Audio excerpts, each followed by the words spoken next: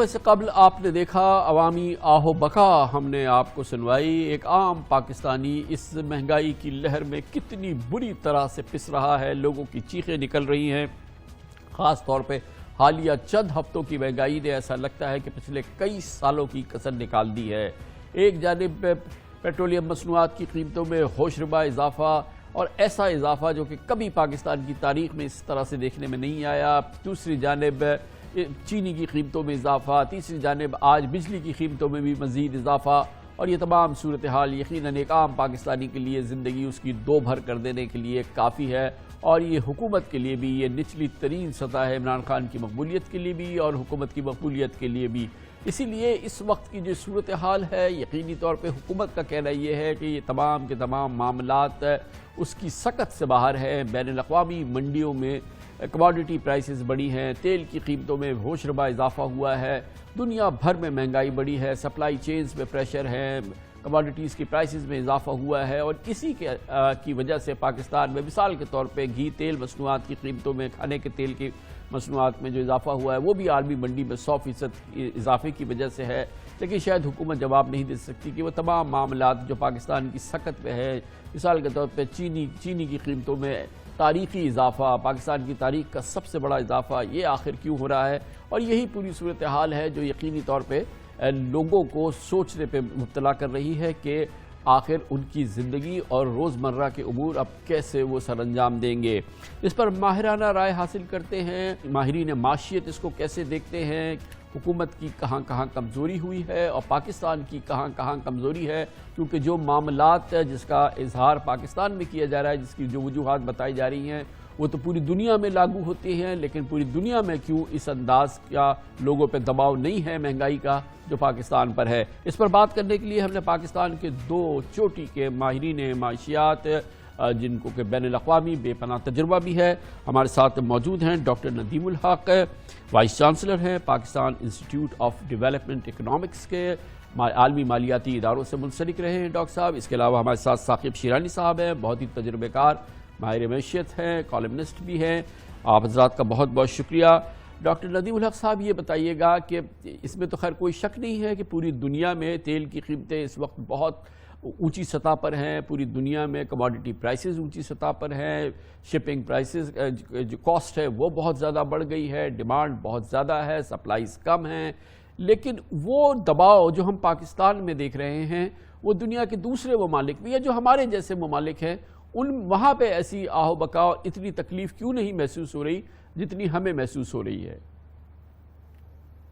دیکھیے جی، تکلیف تو ہر جگہ محسوس ہو رہی ہے اور ہر جگہ ایک مشکل پڑی ہوئی ہے کووڈ کی وجہ سے اور سپلائی چین ڈیفیکلٹیز کی وجہ سے. ہمارے یہاں کچھ زیادہ ہے بیکاز کوائٹ فرینکلی ہم اپنی مشکلات کو توجہ دیتے نہیں ہیں.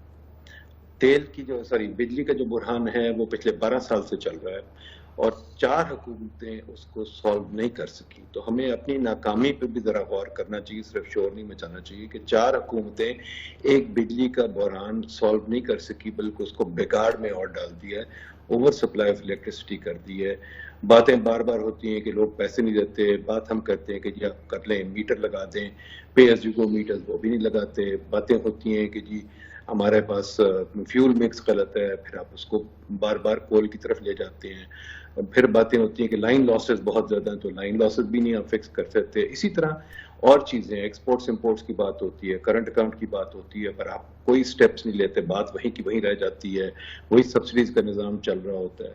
تو میرا تو خیال ہے پچھلے 50 سال میں کوئی چینج نہیں آیا حکومت میں، بس حکومتیں ضرور بدلتی ہیں، اکنامک پالیسی وہی کی وہی رہ رہی ہے. بار بار آپ آئی ایم ایف کے پاس جاتے ہیں، نہ آئی ایم ایف کی تجویز سنتے ہیں، نہ اپنا کام کرتے ہیں. بار بار آپ پیسے مانگتے ہیں، پیسے بھی مانگ کے پھر آپ کو سمجھ نہیں آتی کیا کریں، پھر ضائع کر دیتے ہیں. پھر کمرشل مارکیٹس میں جاتے ہیں، کمرشل مارکیٹ میں بانڈز خرید بیچتے ہیں. بھئی کیوں بیچتے ہیں؟ دنیا جہان کو پتہ یہ نہیں کام کرنا چاہیے، پھر ہم کرتے ہیں. تو ہمیں یہ ایک طریقہ کار بن گیا ہمارا. ہر بیوروکریٹ یہ سوچتا ہے، ہر اکانومسٹ سوچتا ہے کہ قرضے لے لو بڑی بات ہے. قرضے لینا سمجھا جاتا ہے ایک قسم کا کوئی تمغہ ہے. یہ قرضے لینا تمغہ نہیں ہے، قرضے لینا بڑی غلط بات ہے. دوسری چیز یہ اکنامک پالیسی بنانی کوئی نہیں، ہر چیز پہ ورلڈ بینک یا آئی ایم ایف یا ڈیفیڈ یا کوئی آ کے آپ کی پالیسی بنا دیتا ہے، آپ صرف سائن کرتے ہیں. آپ کی جو جو ویکنیسز ہیں وہ ویسے کی ویسے چلی جا رہی ہیں پچھلے 50 سال سے. تو آپ پھر کیا کریں گے؟ کبھی نہ کبھی تو آپ کو یہ اپنا خمیازہ بھگتنا ہے، کبھی نہ کبھی تو آپ کو تکلیف ہونی ہے. تو آج تھوڑی ہو رہی ہے، آگے کو بڑھے گی، یہ بڑھتی جائے گی تو ثاقب شیرانی صاحب، ڈاکٹر ندیم الحق نے وہ تفصیل سے وہ پوری ہمیں جو ہمارے امراض ہیں اس کا ایک بار پھر نشاندہی کی. آپ بتائیے گا کہ اس وقت جو ایسا لگتا ہے کہ حکومت نے جو پریشر ہے اس کے آگے اب وہ اس کی سکت نہیں ہے کہ وہ کھڑے ہو سکے، اس لیے اس نے ایک طرح سے سرنڈر کیا ہے. بجلی کی قیمتیں بڑھ رہی ہیں، پیٹرول کی قیمتیں بڑھانی ہیں، ظاہر ہے کہ حکومت کے پاس سکت نہیں اس کو تھامنے کی. پھر اندرونی طور پہ جو ہے ہماری امپورٹس، ہمارا ایکسچینج ریٹ میں بڑا دباؤ آیا، اس کی وجہ سے وہ امپورٹس مہنگی ہو گئی ہیں. ہم اپنی چینی کی قیمتیں، اپنی گیہوں کی قیمتیں نہیں سنبھال پا رہے.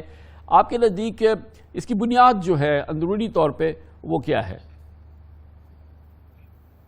شکریہ کامران صاحب. دیکھیں، یہ اس میں کوئی شک نہیں ہے کہ بین الاقوامی طور پہ جو کچھ ہو رہا ہے وہ ساری دنیا کو متاثر کر رہا ہے. مگر آپ نے بالکل درست نشاندہی کی کہ پاکستان میں اگر 9% سے زیادہ ہے افراد زر، تو بھارت میں 4.25% ہے، بنگلہ دیش میں 5.5% ہے، اور سری لنکا میں 6.5% افراد زر. تو ہمارے سے بہت کم ہے، اور وہ بھی متاثر ہوئے ہیں، ہم زیادہ متاثر ہوئے.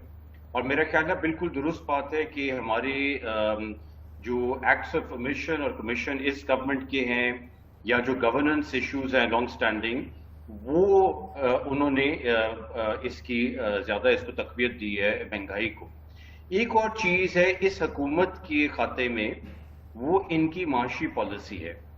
دیکھیں، یہ ہم ایک بحران سے نکل رہے تھے، نکلے نہیں تھے. 2018 کا جو معاشی بحران تھا، اور اس سے ابھی سنبھل نہیں پائے تھے، تو اس حکومت نے جو ہے وہ امپورٹس کھول دی. اور وہ بھی امپورٹس آپ دیکھیں، گاڑیوں کی SUVs پاکستان میں دھڑا دھڑ آ رہی ہیں، اور ایک حکومت پالیسی کے تحت آ رہی ہے. مطلب حکومت باقاعدہ یہ چاہ رہی ہے کہ 40 یا 45 نئے SUV برانڈز پاکستان میں آئیں، تاکہ 3 جو بڑے ادھر کار کمپنیز ہیں وہ قیمتیں کم کرنے میں مجبور ہوں. اگر اس قسم کی پالیسی آپ رن کریں اس ملک میں جہاں $10 ارب کی امپورٹ ہوئی ہے موبائل فونز کی، اور صرف گاڑیوں کی، موٹر سائیکل کی بھی نہیں، پچھلے 3 سال میں، اور زر مبادلہ کے ذخائر $17 ارب ہیں، تو میرا خیال ہے اس حکومت کو آپ کو بلیم کرنا پڑے گا کہ یہ معاشی پالیسیز جو ہیں وہ درست نہیں ہیں. اس کی وجہ سے کرنٹ اکاؤنٹ ڈیفیسٹ بڑھا کافی حد تک، اس کی وجہ سے روپے کی قدر میں کمی آئی، اور اس کی وجہ سے مہنگائی کو اور تقویت ملی ہے.